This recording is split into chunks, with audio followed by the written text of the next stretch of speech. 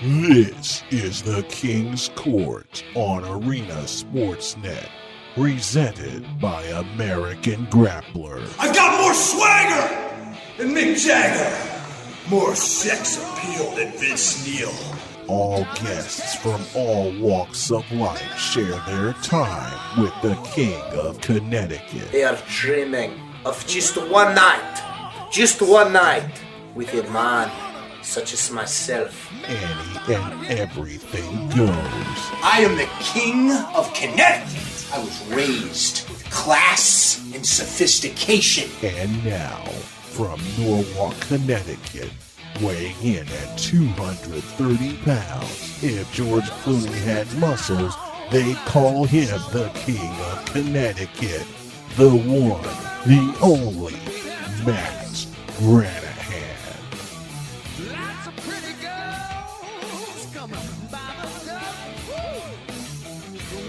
It is the pernicious purveyor of preposterous pomposity, manipulating the minuscule minds of the masses of misfits. Your host, the King of Connecticut.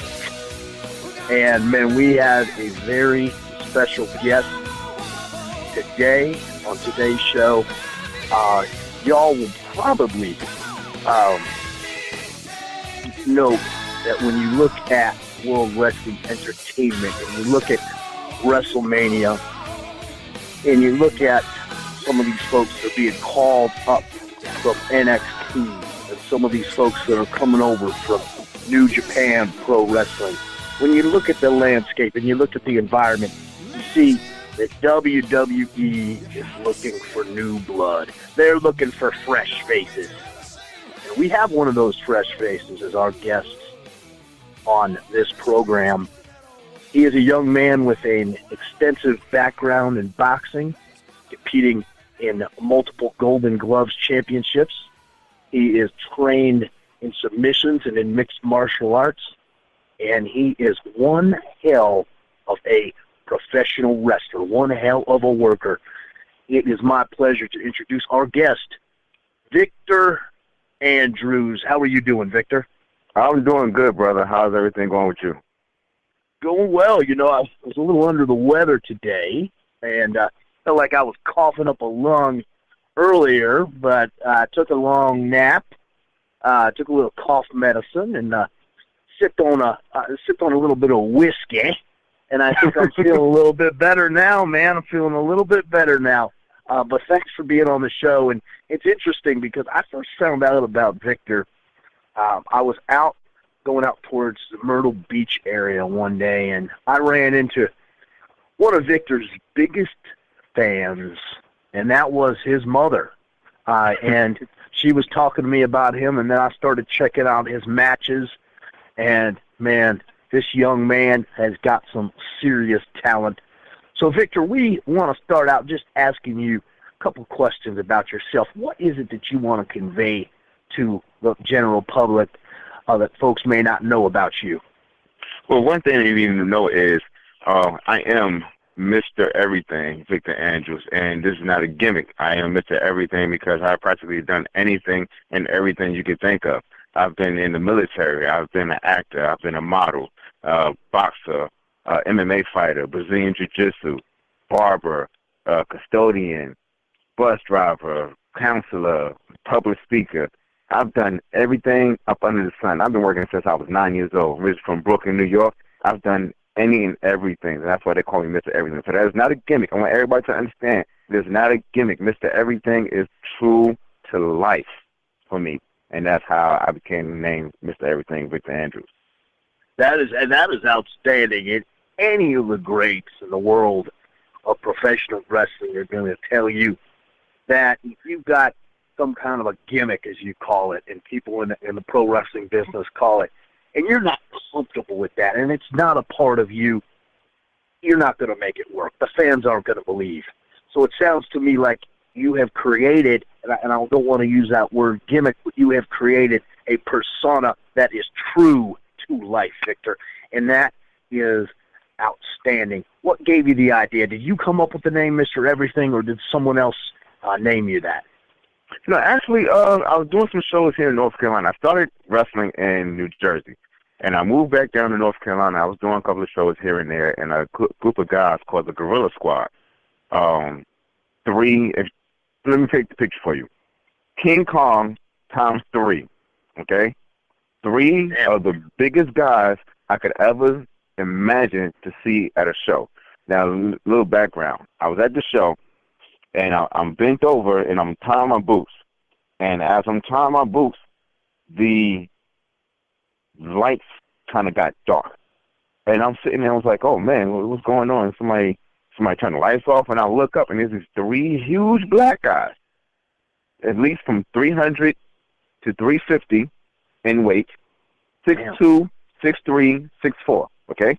Because walking in the locker room. Kind of liking these guys to look like a Mark Henry? Yes, exactly. And all 3 of them, just brick houses, just monsters. Just huge, just solid. Wait, no flabbiness, no, just solid, huge guys.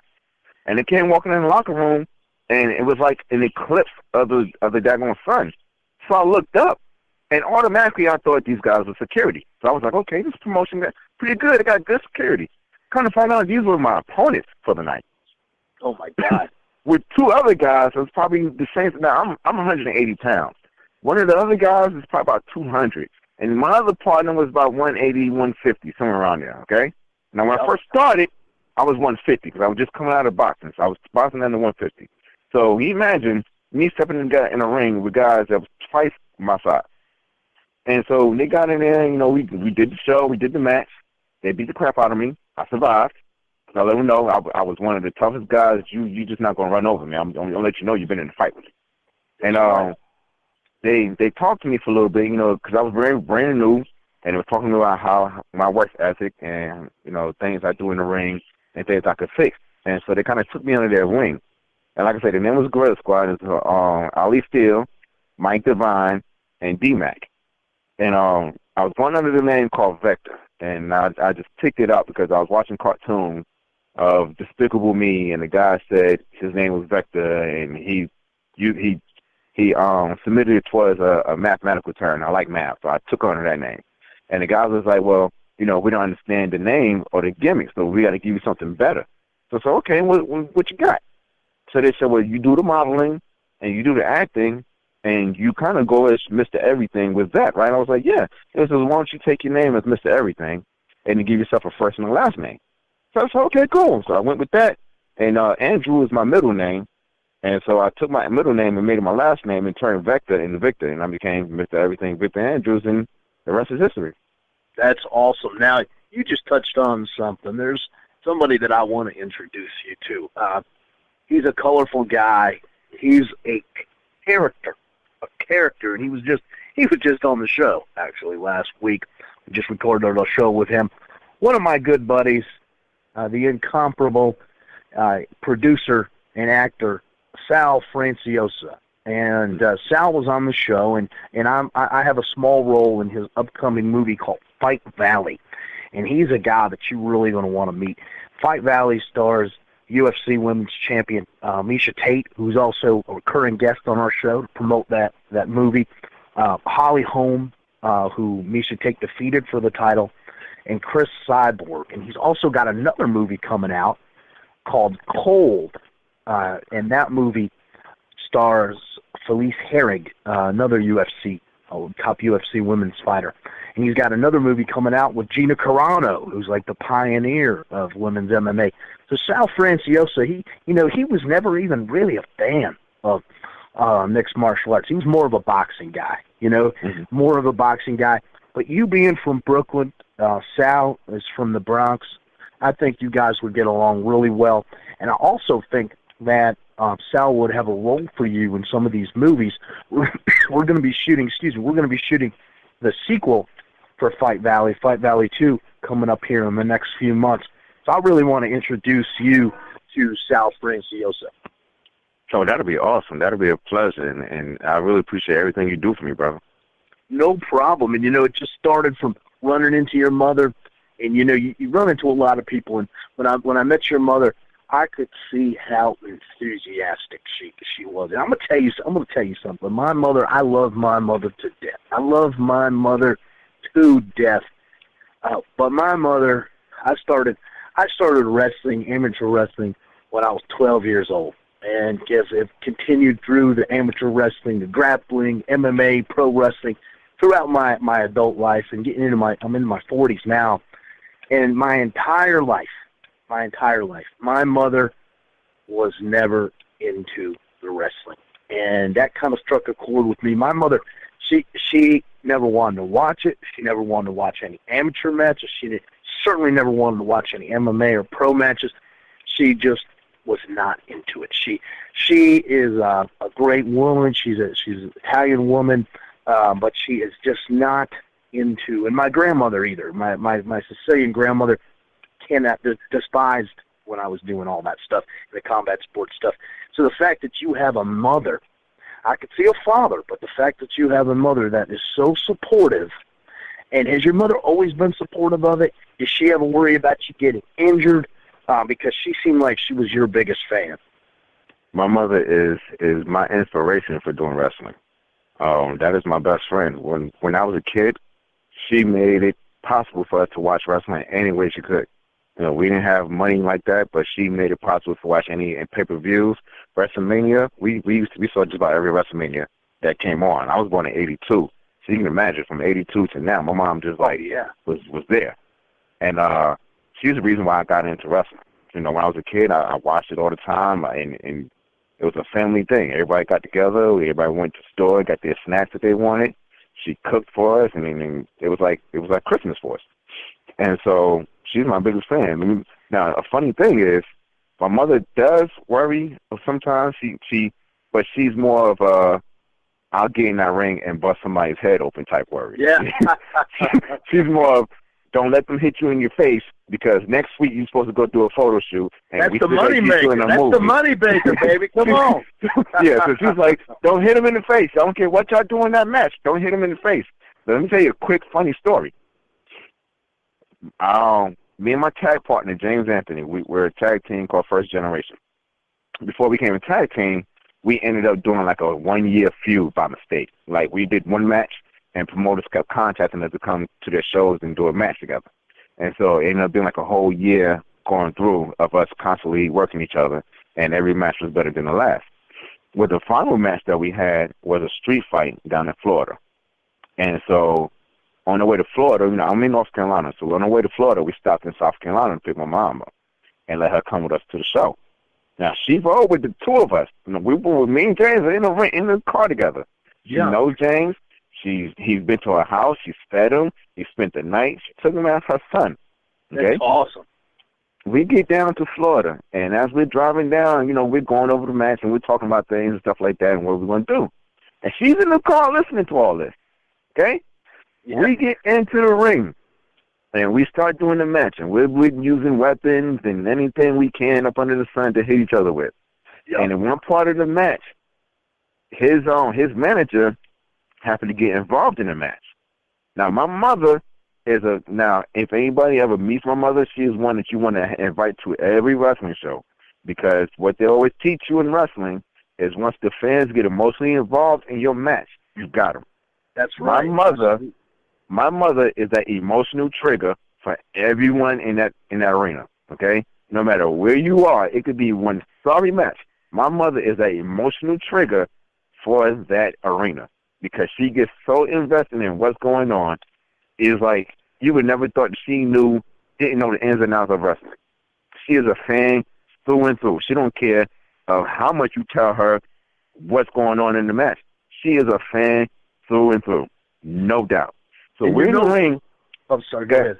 I was just going to say, you know that there's that domino effect. It sounds like your mother, where if you've got a fan that is so involved, it's going to cause that chain reaction for everybody else in that section, and a small show will get the entire building going. Yes, indeed.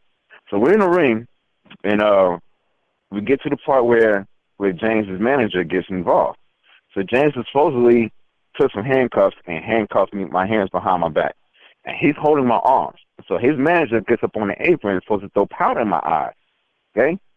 My mother, the promoters of the daggone show had to get security to stop my mother from getting inside the ring because of what they were doing.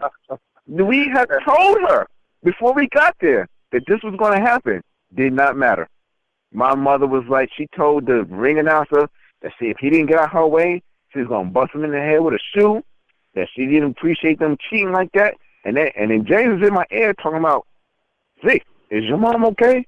And I said, no. And if you don't hurry up and finish this segment right now, she's going to get in here and she's going to kick everybody's butts. I'm trying to save y'all, so let's hurry up and get this going. So we finished the whole thing and whatever like that. Match got done. When we got ready to leave, she came up, she said, oh, that was such a good show. I loved it. We're looking at her like, are you the same person that was just watching the match? Because you look like you're going to kill everybody. You can't be the same person. You know, it's amazing because what she's doing there is she's suspending reality. And really, Victor, that's the thing that you understand. You know, the fans, they need that. They need to be able to suspend the reality. And that's when you know you're doing your job in the ring. One. So that's how you know you were doing your job in there, Victor. And your mother it sounds like one heck of a fan. Yes, and I love her so much. And one of her favorite wrestlers, if I can remember, has always been Tito Santana. She used to go crazy over that man when we were younger. Yeah, that's fine. I remember Tito. He was. I remember Jesse the Body Ventura used to call him Chico Santana. Mm-hmm. Yeah, he was. The Flying Burrito was his finish back then. Yeah, that is awesome. It's great to have that kind of support. Now, Victor, in my experiences in working in pro wrestling, I always want to be the heel. If I'm not booed, I don't feel like I'm doing my job. In your case, do you prefer to be a baby face or a heel, or what's your take on that? I'm very versatile. When I first started, I wanted to be a baby. I just wanted people to like me, and I wanted to be cheered, and I thought that was the best thing, was to be cheered, until I became a heel. And I realized I didn't have to do as much, and I could just talk trash to somebody, and it would still come by my stuff. So it doesn't really matter to me. I'm very versatile. I love doing both. I love being able to go out and talk to the kids and, do the anti-bullying campaigns and things like that, and that's where my face part comes in. And then I like being a heel, but also being able to talk to kids and be like, even though I may talk trash to this person or do this and do that, this is something that you don't want to do every day to your friends and family and things like that. So, I'm very versatile with that. That's great. Mr. Everything sounds like he might be a baby face to the ladies and maybe a heel to a lot of the guy fans. Because, you know what I'm saying?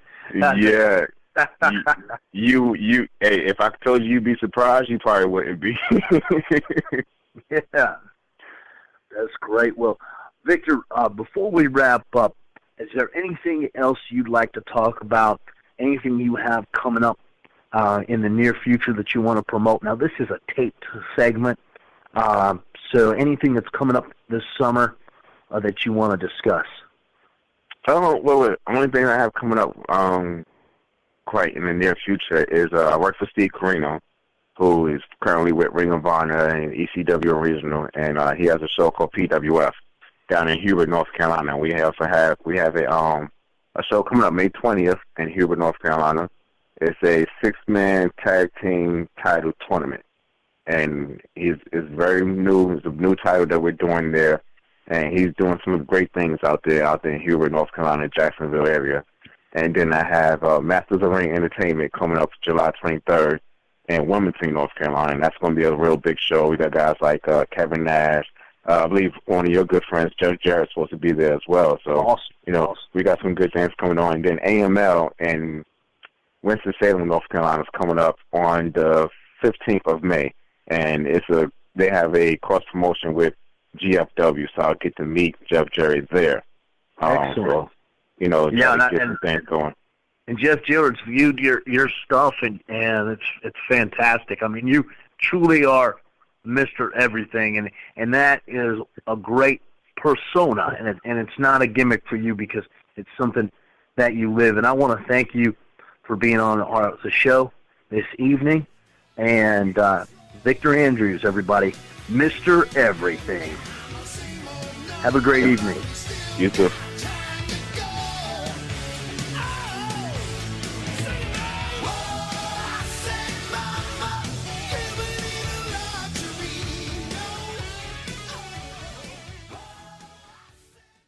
The Best Western LaPorte Hotel and Conference Center is the only full-service hotel located in northwest Indiana near beautiful Pine Lake. We have a superior location near Lake Michigan and are a short drive from Chicago or South Bend. You may enjoy the use of our exercise facilities, refresh yourself with a dip in our indoor or outdoor heated pool, relax in our hot tub, grab a refreshing cocktail in our lounge, or dine at our in-house restaurant. Also, for your enjoyment and convenience, we have a dome area that includes a game room, shuffleboard, miniature golf, and playground. This newly renovated setting, combined with our impeccable personalized service, is sure to provide an elegant resort experience at an affordable price. For more information or for reservations, call 219-362-4585. That's 219-362-4585. For the best in no-holds-barred barbershop sports talk, the truth where it hurts the others. Tune in to Arena Sportsnet. Let me tell you about American Grappler Wrestling and MMA Outfitters. American Grappler makes shirts that honor the American wrestling and combat sports tradition unlike any other brand on the market today. And I'm going to tell you a little personal story. American Grappler just did a tribute shirt to my coach, my mentor, one of my best friends, the legendary Billy Wicks, who just passed on. And all of the profits of this shirt are going to Billy Wicks' family. That's what kind of a brand this is. They are not just an advertiser on the King's Court. They are not just an advertiser on the Arena Sports Network. They have become family. And let me tell you something else about American Grappler. Their shirts are of the finest quality. I've been training in these shirts and wearing them proudly for years. Support American wrestling heritage. Go to AmericanGrappler.us today. You'll be happy you did.